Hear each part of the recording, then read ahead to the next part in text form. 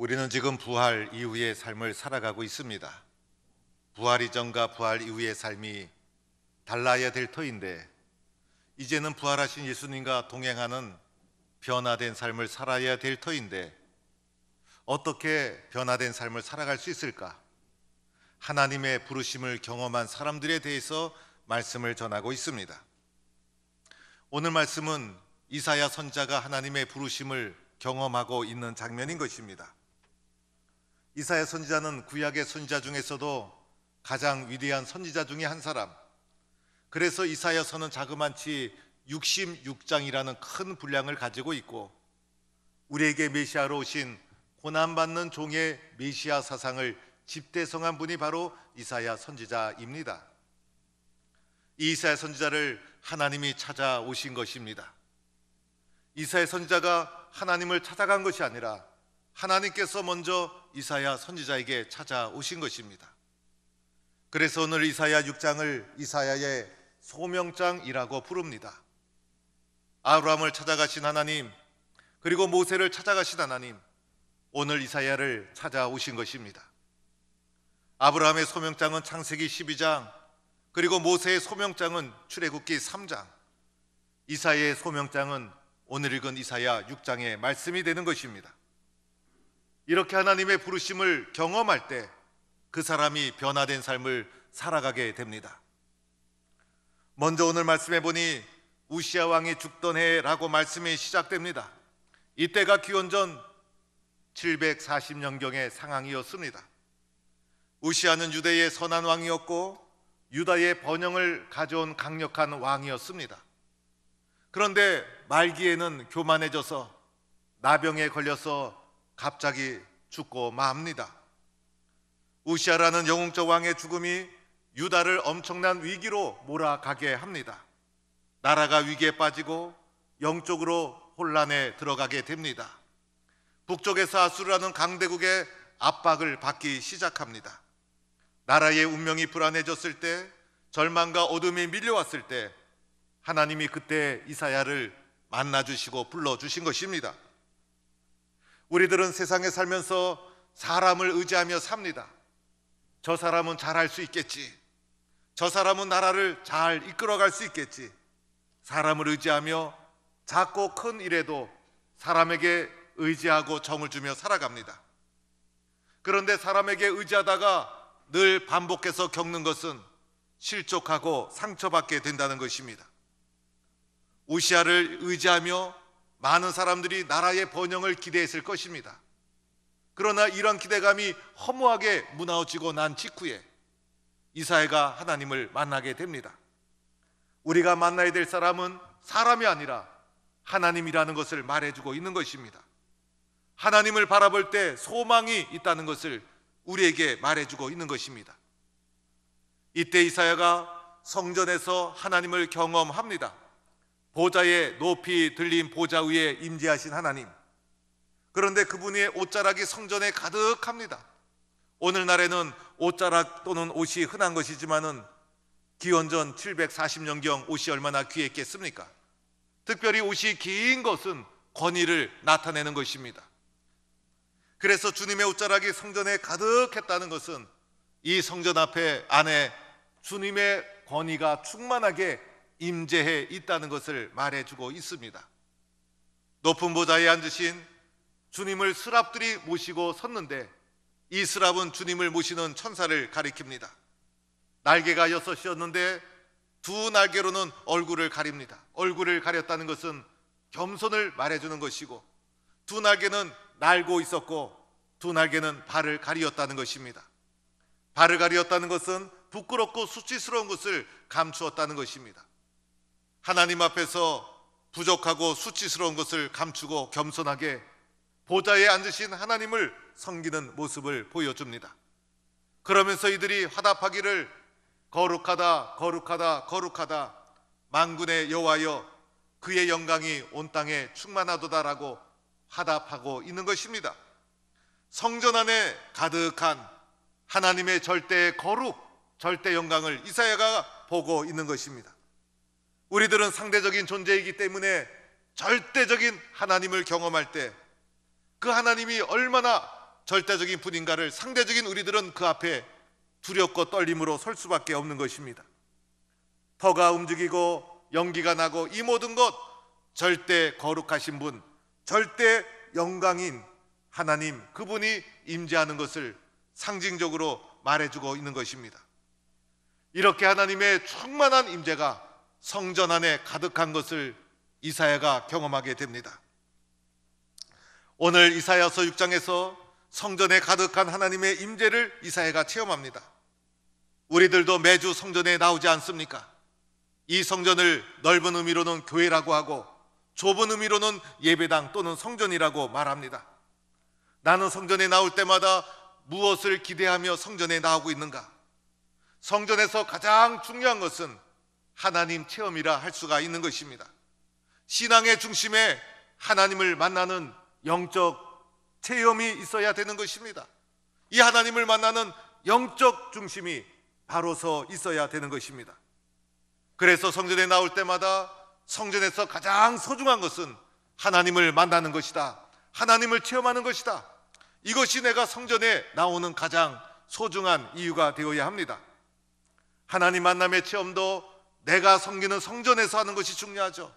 그래서 내가 섬기는 성전에서 하나님을 만나는 체험을 하고, 이것이 우리의 신앙의 가장 중심이 되는 신앙의 체험이어야 하는 것이죠. 그래서 하나님 앞에 나올 때마다 절대자 앞에서 겸손한 마음으로, 그리고 사모하는 심정으로 주님 앞에 나오는 것입니다. 주님의 도우심을 구하고 그분을 찬양하는 것입니다. 이렇게 하나님은 이사야를 성전에서 절대 거룩하신 분으로 만나 주셨던 것이죠. 이렇게 하나님을 경험하고 나서 이사야의 반응이 나오죠. 우리도 이렇게 신비한 하나님을 체험했다면 그 하나님 앞에서 나의 반응이 나타나지 않겠습니까? 그래서 이사야가 이렇게 하나님을 체험하고 나서 이 하나님 앞에 어떠한 반응을 나타내고 있는가?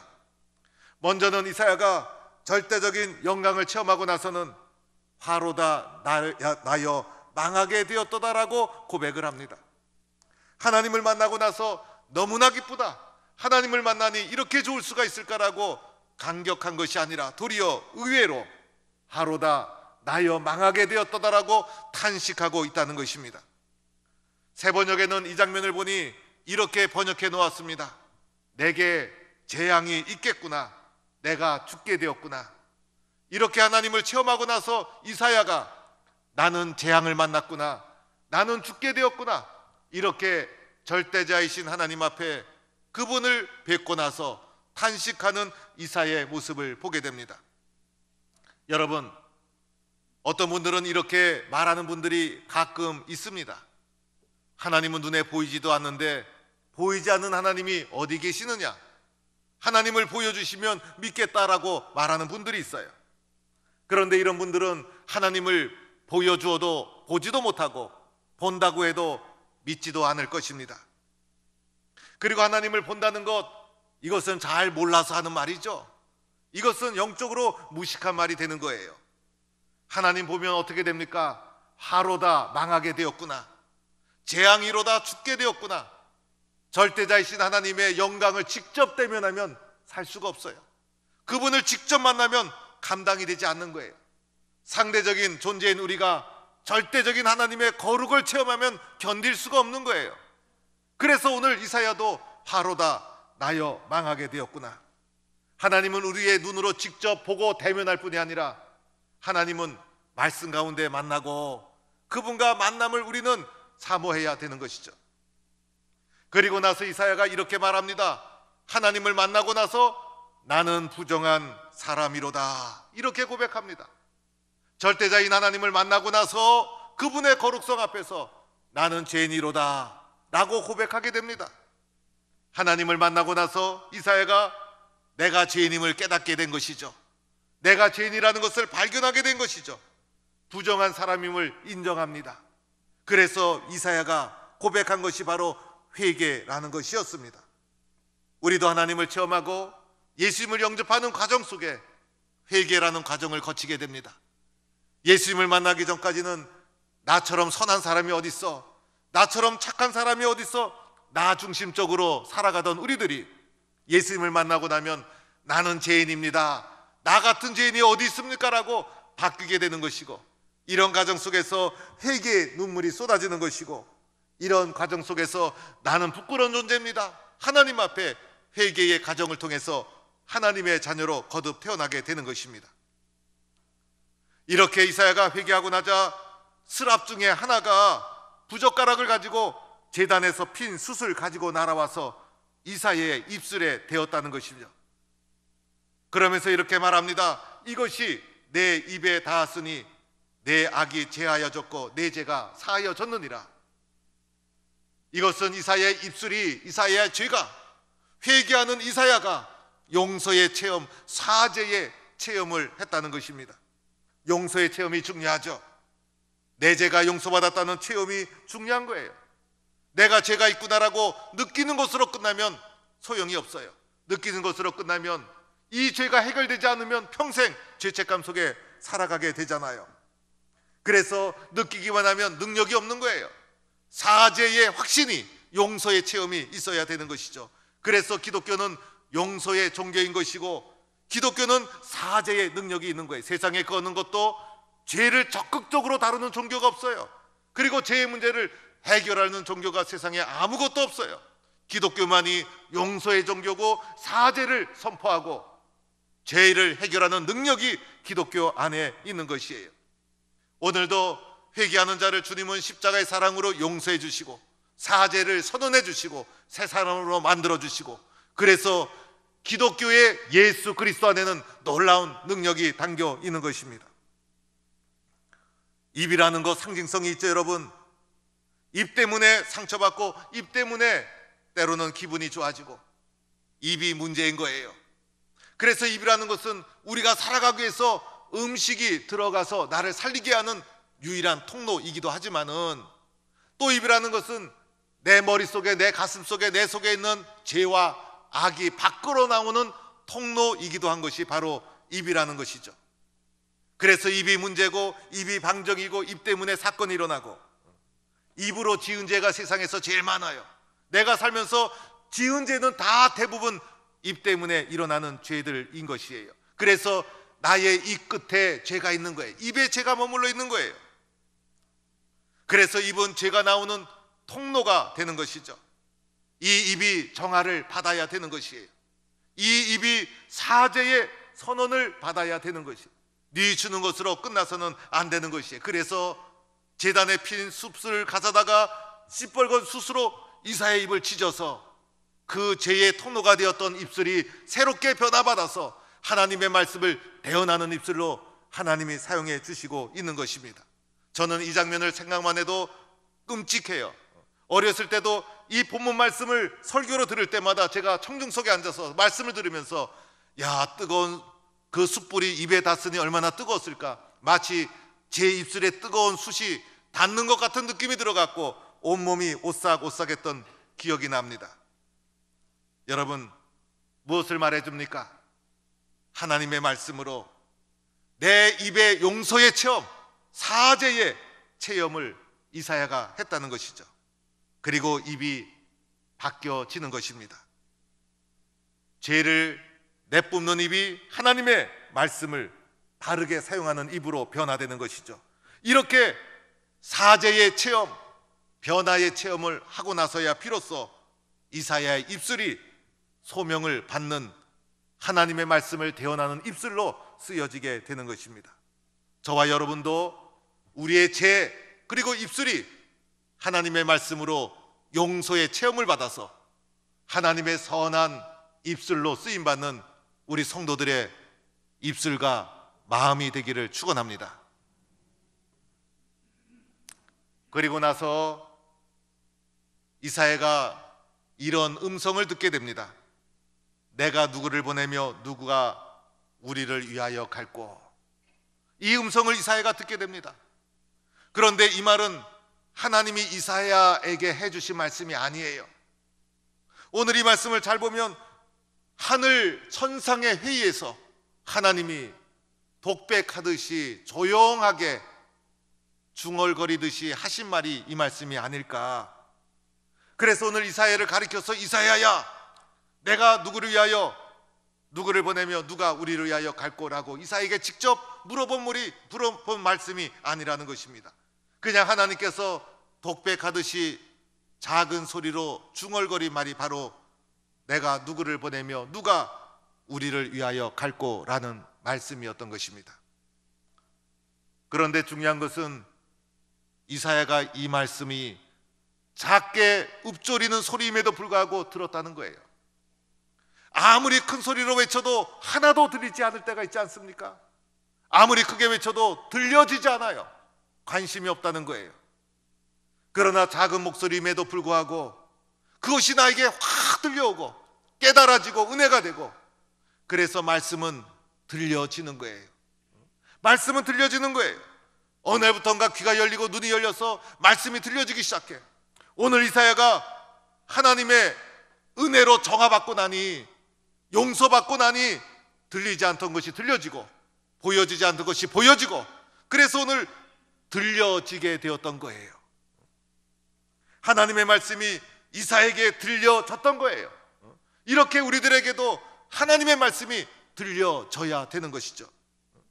이 순간이 바로 하나님과 이사야가 인격적으로 만나는 거예요. 이사야가 하나님의 성전에서 신비한 체험으로 끝났더라면 이 체험의 의미, 이 체험으로 인한 그의 삶의 변화가 구체적으로 어떻게 설정해야 될지 이사야가 방황할 수도 있었을 거예요. 그러나 오늘 인격적으로 불러주시는 하나님의 음성을 그의 마음속에, 그의 귀에 주님의 말씀이 들려진 거예요. 주님이 인격적으로 그를 만나주시는 것이죠. 이렇게 들려질 때 어떻게 반응해야 되는가? 이사야가 들려진 하나님의 말씀 앞에, 나에게 해주신 말씀도 아닌데 모른 척 할 수도 있었는데 도대체 이사야는 들려진 말씀을 어떻게 붙잡았는가? 오늘 이사야가 이렇게 고백합니다. 주님, 내가 여기 있나이다. 나를 보내소서. 주님, 내가 여기 있습니다. 나를 보내소서. 이것이 이사야가 주의 말씀을 소명으로 붙잡는 순간입니다. 이사야의 적극적인 응답이에요. 하나님보다도 이사야의 응답이, 반응이 더 적극적이었어요. 그래서 적극적으로 주님, 제가 여기 있습니다. 나를 보내주옵소서. 주저하지 않고 적극적으로 응답하고 있는 것입니다. 오늘 우리에게 적용해 보면 이렇게 설명할 수가 있을 것 같아요. 어느 날 하나님이 꼭 해야 될 일들이 있어요. 그래서 하나님이 혼자 중얼거리듯이 읊조리는 겁니다. 내가 누구를 보낼까? 누가 이 일을 할 수 있을까? 누구에게 이 일을 맡기면 잘 감당할 수 있을까? 하나님이 조용히 읊조리는 것입니다. 그 조용한 읊조림이 나에게 들려진 거예요. 그 들려진 음성을 듣는 순간 이렇게 대답하는 것입니다.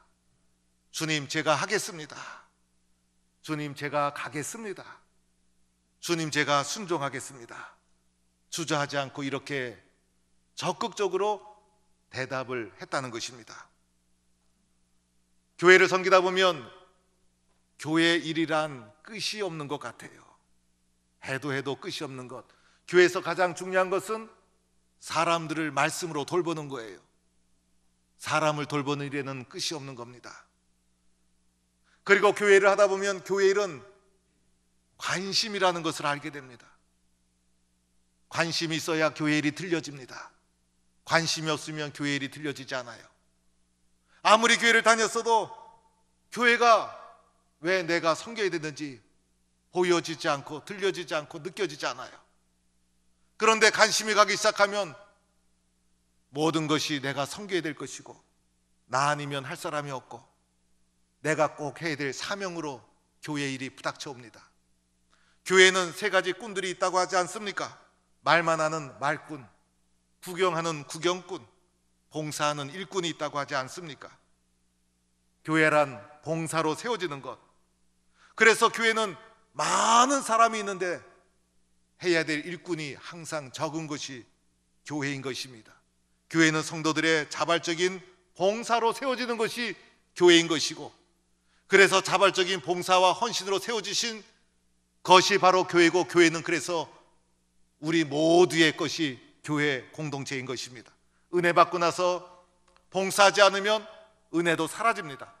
은혜 받고 나서 헌신하지 않으면, 섬기지 않으면 그 은혜가 신앙의 뿌리를 내리지 못하게 되고 은혜도 금방 가볍게 사라지고 맙니다. 그래서 교회는 은혜 받고 섬기는 것이 바로 교회. 오늘 바로 이사야가 주님, 제가 가겠습니다, 그의 마음에 들려진 것이고, 즉각적으로 주님 앞에 소명받고 응답하여 소명자로 나서는 이사야의 모습을 보게 됩니다. 주님 앞에 이렇게 적극적으로 응답하여 봉사하고 섬기는 일에 앞장서는 우리 동부의 성도가 될 수 있기를 축원합니다. 이어지는 말씀을 잘 살펴보면 이사야가 주여 제가 여기 있습니다 나섰음에도 불구하고 이스라엘과 유다의 상황이 좋아진 것이 아니었어요. 내가 이렇게 대답하고 봉사한다고 해서 교회가 금방 은혜스럽게 변화되는 것이 아니라는 거예요. 이사야가 말씀을 전한다고 해서 백성들이 회개하고 돌아오고 새 사람 되는 것이 아니었어요.